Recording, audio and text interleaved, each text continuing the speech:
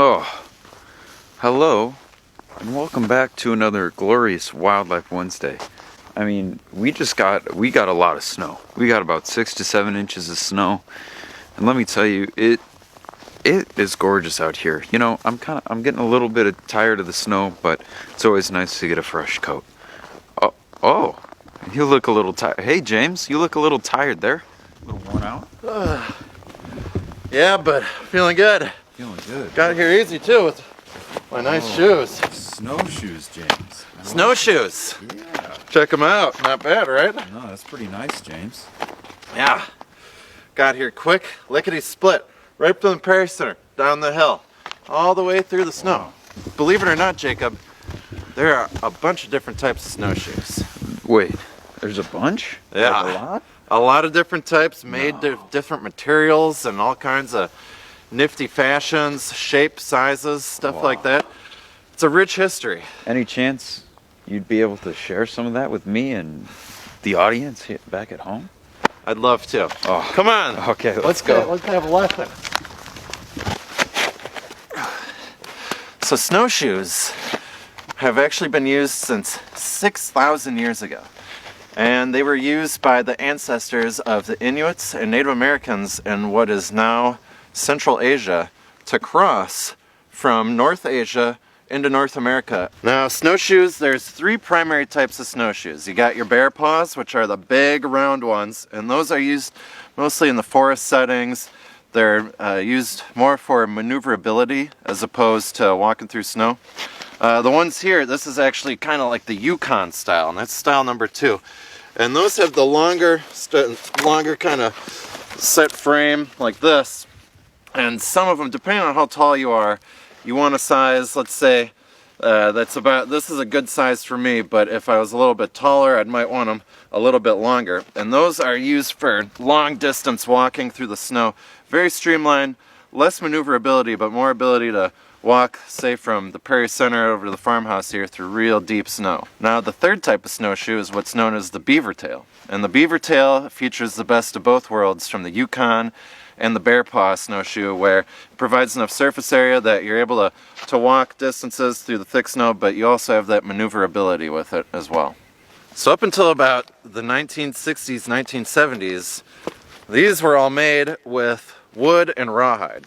And now we got these nice durable plastic ones, but way back in the day, they would use primarily white ash, which is a really good type of wood. That's what they use make baseball bats and other commercial wooden things with.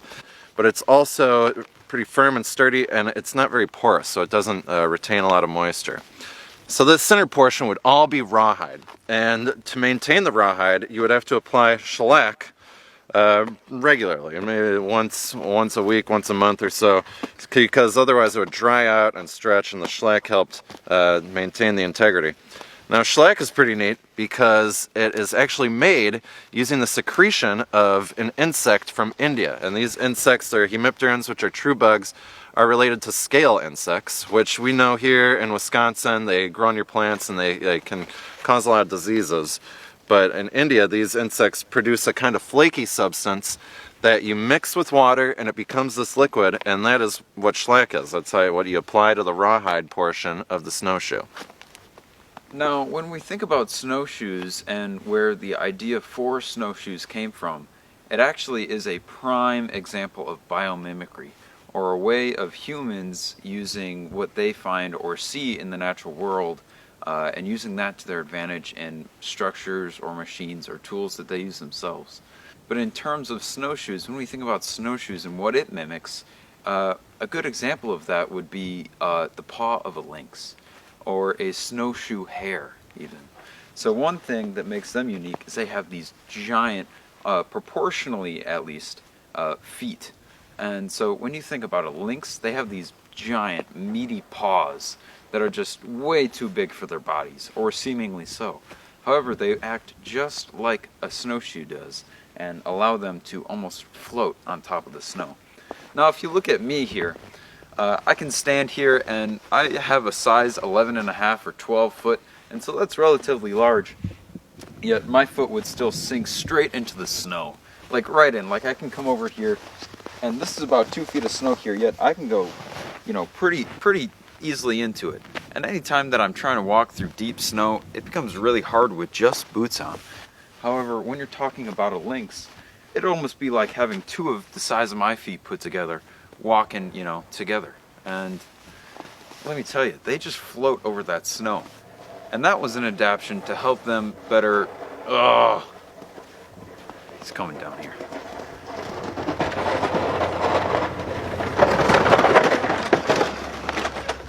Nice. I tried to spray you with snow. I know. Overall, what we're thinking about here is biomimicry and how humans have used the idea of lynx and snowshoe hares having giant feet for their body size, allowing them to float over snow, just as we do with our snowshoes. How neat is that? Back to Nature, 2021, February 6th. If you want to come out here, give some snowshoes a try, that's the date to do it. Come on out, give the snowshoes a try. We got pairs to rent out to people. We got small ones, big ones, little ones, ready for you, February 6th. We'll see you then. Just as James said, come out here February 6th for Bethel Horizons Back to Nature. And I hope you enjoyed this installment of Wildlife Wednesday. And until next week, make sure you get outside, make sure you enjoy nature, and maybe come back to nature here at Bethel Horizons. All right, see you later. Rock and roll.